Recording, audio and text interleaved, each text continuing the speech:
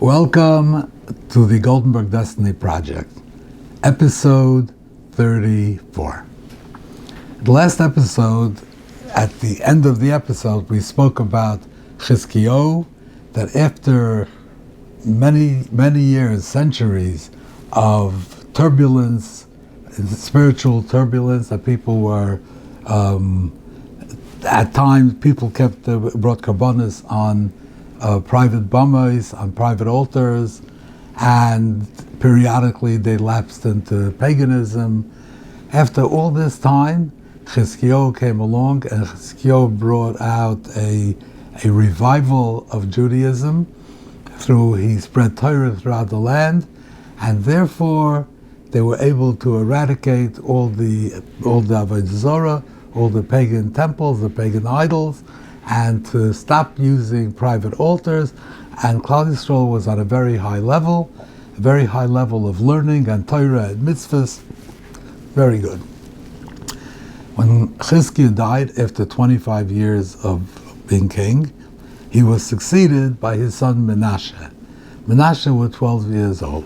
Menasheh was the opposite of his father. He was as good as his father was, Menasheh was bad. Menasheh reigned for 55 years. 55 years he was the king. He was the longest reign of a king in Jewish history, and the worst. This is Menasheh. How we to understand Menasheh after he grew up in the house of his father, Chizkiahu? Difficult. Okay, I'm not going to try to psychoanalyze him. Maybe he didn't get along with his father. Maybe he resented him. Maybe he identified more with his ancestors, Achav and Izebel, who he was descended from, because the line of Yehuda was adulterated by the Shidduchim with the house of Omri. So maybe this was in his genes and this came out in him. Whatever it was, he decided to go the other way. Not only did he bring private altars, not only did he bring Avodah Zarah, but he did something else. He persecuted the Torah. He was against the Torah. Now why? Because he wanted to bring in Baal. He did bring in Baal worship into Yehuda. The next generation, after Chizkiahu, at that level, he brought in Baal worship into Yehuda. It was probably not an easy thing to do, because the people had just come from a generation where they were learned and their mitzvahs were great. So how was he able to do this? So the first thing that he did is that he reintroduced private bamais. Private bamais, he told them, really, he was, the Gemara says that Menasheh really knew how to learn. So he told them like this, you really, to maintain your connection to God, then you can't just rely on the occasional times that you go to the Beis Hamikdash. You are not on that level. So even though the Torah says that you should not bring shchut echutz, you shouldn't do private bamais, but in order to be able to maintain your connection to the Banishment, your connection to the Torah, your connection to the mitzvahs, this is one thing that we have to be makel, we have to be lenient about this, and you could all do bamais. And so this is okay, so people did it. But the average people looked for direction and leadership, not from the Sanhedrin, and not from the Kahana, but from the king, from the royal house, from the executive branch. So if the executive branch is telling them, and he's Talmud Chacham, is telling them that this is what you have to do now, so they did it. And now, so started the slide. Because once they're doing the private bamais, even though they know it's not Aveira, they know they're cutting a corner, so right away their whole Torah and their whole mitzvahs are undermined. Then he wanted to introduce the Baal. So now the Baal is already much worse, because not only the private bamais are to have a connection with the Rebbeinu Shalom. So there's a way to put sheep's clothing on the wolf. There is a way to do this by telling them this is what you're doing. But to bring in the Baal after these people just years ago or they grew up in knowing all of Seder Taras, and all of a sudden you're telling them a Baal, that was much more difficult. So what Menasheh did was he instituted a reign of terror, and he slaughtered people. He slaughtered the Talmid Chachamim and the Kehanim. I'm going to read you. Yerushalayim was filled from end to end with innocent blood. This was a new thing, a new low, which all along we didn't have this, that people would, the people that, Achaz and all these people that they turned against the Torah. Achav was Baal worshipper, the Baal worshiper, Achav ben Izevel. But they honored the Torah and the Kepesh Chodesh, and the pagans were tolerant. We spoke about this in earlier episodes. Pagans were tolerant, so fine. So we're Baal worshippers. If you want to go worship God, you want to worship the Banishment, do it. They didn't have a problem with it. And all the centuries that they had, all these eruptions of paganism, they never had a suppression of Yiddishkeit. Never had that. Menasheh was the first one that did this. He killed people, and he just a reign of terror, and then he instituted the Baal. How were the people able to accept it? So it's a couple of things. First of all, they were terrorized into doing it. And second of all, the Gemara says that if you have a ger, a convert to Judaism, for 10 generations, you should not make a disparaging remark about a pagan, about a goy. That means that this is a very frum Jew, and he's learning in brisk, and he's orangutan in learning, and he does mitzvahs, and he runs around looking for the best hadassim. He's a ger, but he's 10 generations. It takes 10 generations. They call it generational conditioning. That you have to, it takes many generations. You have intellect and you have identity. So in order for intellect and identity to merge, that takes 10 generations. So even though this person is intellectually a Jew, and he was brought up that way, and he's a very devout Jew, and he does everything, but as long as the 10 generations haven't passed, his identity is still a little bit connected to the original source. So that's why you should be very careful, because even though he's already where he is, but if you make his parish remark, it'll bother him a little bit. It'll bother him. He's not so totally removed. 11 generations, say whatever you like. But 10 generations, be careful. This is what the Gemara says. So this revival that Klal Yisrael had in the time of Chizkiahu, it did not have enough time. It was intellectual. The people were convinced and they understood, but the identity that they had was still rooted in the centuries before. Asa was the last of the 5 kings. Yehoshaphat was also a tzaddik, but he married Achav's sister, and he's not included in those 5 kings. But he himself was all right. But his son Yehoram was awful, as we spoke about. And from that point on, Klal Yisrael was really not in a good place. And in order to get away from it, and their identity was really connected to those times. And in order for their identity to be connected to Chizkiahu did, you needed more time, and there wasn't enough time. And therefore, when Menasheh went his campaign against Yiddishkeit, against the Torah, and he wanted to bring in the Baal, which was a little difficult, because it went against the intellect, but he was successful because it did not go against the identity. Now, Menasheh, after he was king for 23 years, it was the time of Ashur. The Assyrian Empire was the dominant force in the Mesopotamia and the imperial quadrant, which at that time included the eastern Mediterranean, and the Assyria was powerful. And Assyria invaded Yehuda, and they captured Menasheh, and they took him to Babylon, the city of Babylon. Now, the capital of Assyria was Nineveh, but the major city of Assyria was Babylon. Babylon was a huge city, and it was like Washington and New York. Nineveh was Washington. That was the center of the imperial government, was in Nineveh, way in the north of Iraq. Babylon was between the 2 rivers, Tigris and Euphrates. It was a major metropolis. It was the religious, cultural, economic center of the Assyrian Empire, but it was not the seat of the government. But they took him to Babylon, they put him in prison. The Gemara says what they did with him, and at that point Menasheh repented, and he did tshuva, and then he was saved. Hashem saved him, and he was able to return to Eretz Yisrael and go back onto his throne, and he was still king again for 22 years, but the damage was done. Whatever in those 22 years, he was not able to correct anything that he had done, and Menasheh goes down as one of the people that doesn't have a share in the world to come, in the Olam Haba, no share in the next world, because what he did was the worst. He was the king for the longest time, and he was the worst. When he died, he was succeeded by his son Ammon. Now Ammon was, I guess he tried to outdo his father. He wanted to show, people like to compete with their fathers. So they say, okay, you did this, I'm going to do even better. Ammon did something else.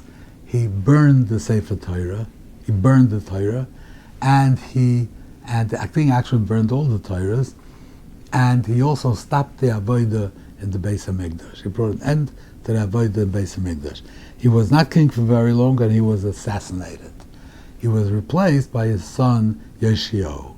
Now Yeshiyahu was a good king. He tried to repair what the damage that was done, and was making an effort, and maybe he was making some progress, but then they found the Sefer Torah in the Beis HaMikdash. And the Sefer Torah, it was open to a place, it was open to Teichacha, and it said a pasuk, I'll read you the pasuk in the English translation. It said, God shall deport you and the king you appoint for yourselves to a nation unknown to you or your fathers, and you will be subservient to alien gods of wood and stone, and you will be desolate, ridiculed, and mocked by all the peoples wherever God will deliver you. This is what the pasuk said, and he opened it up to that place.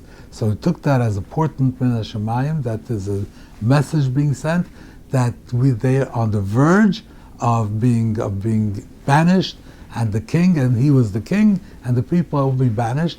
And this went around the whole country, that it is crisis time, that where God is about to deport us and get rid of us, and that created a revival. And the people were they also took out the bombers. They did whatever they could. Now Egypt was the other big power in the Middle East, and they wanted to go fight with Assyria, and they had to pass through Yehuda to get to fight with Assyria.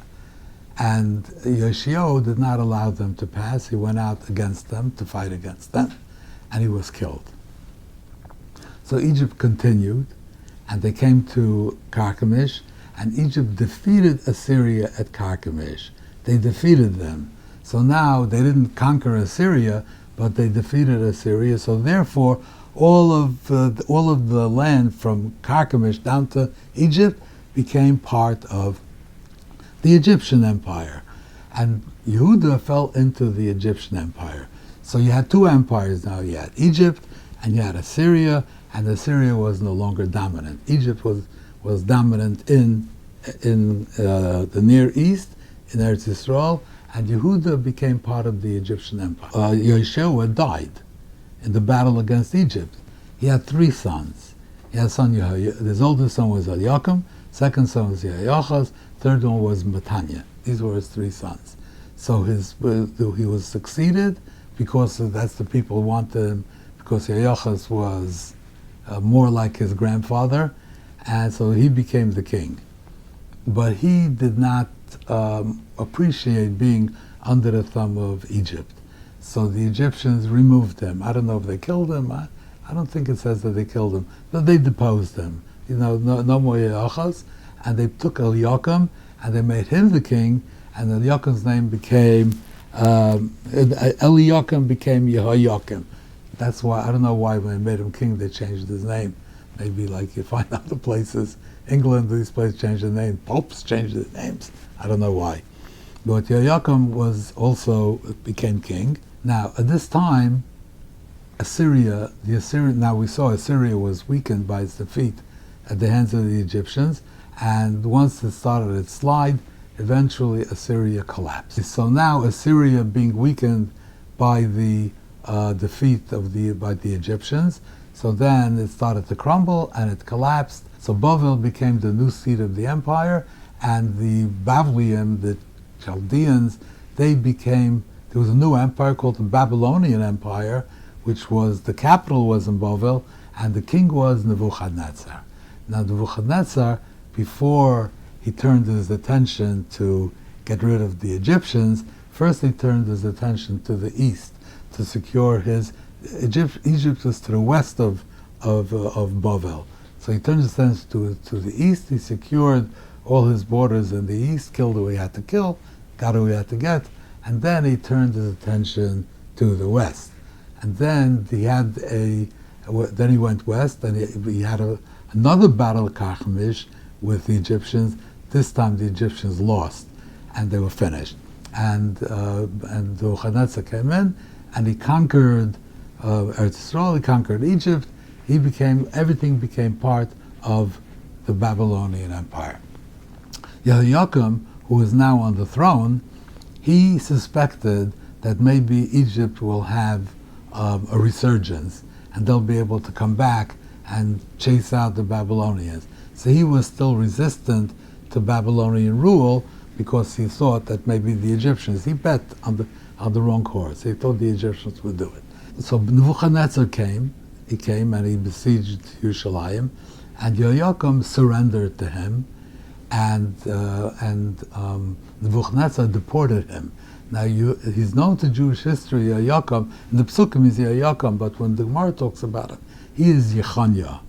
Yechanya was deported together with Hacharish Masgir, with 10,000 people, the elite of Eretz Yisrael. It means the Torah, the Talmidei Chachamim, the Kohanim, the nobles, the elite of Eretz Yisrael were skimmed off and deported to Bavel with Yechanya.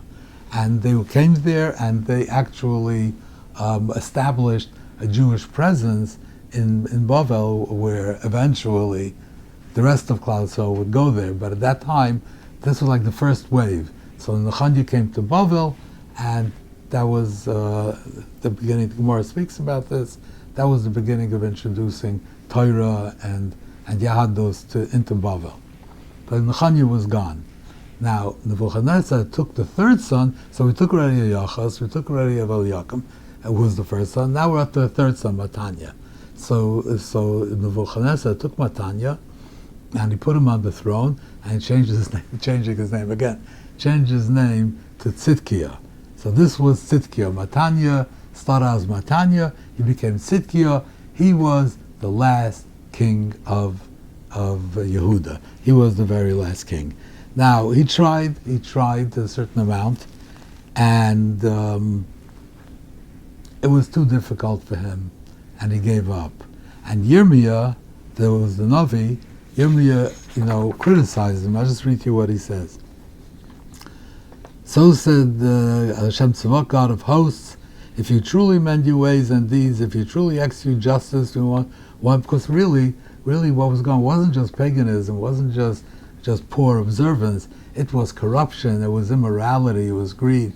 As we spoke before, that once you turn away from the Torah and from mitzvahs, then your moral level falls, and the people become abusive and exploitative and take advantage. They rob, they steal, then they behave immorally.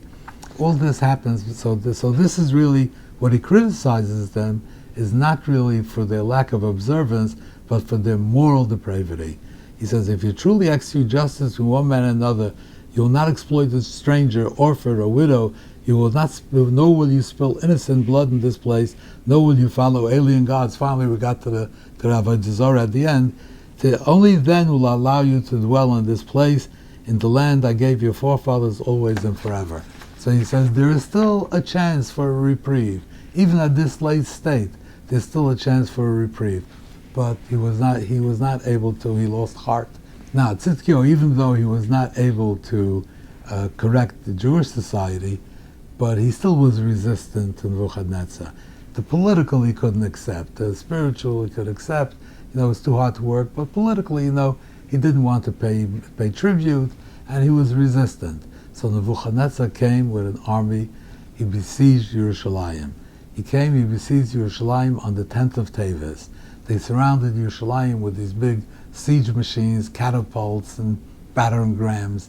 And they were there. That was Asar B'Teves, which is one of our fasts. And that is the time when the siege began. The siege lasted for 2 years. On the 9th of Tammuz, the walls were breached. And they poured into Yerushalayim.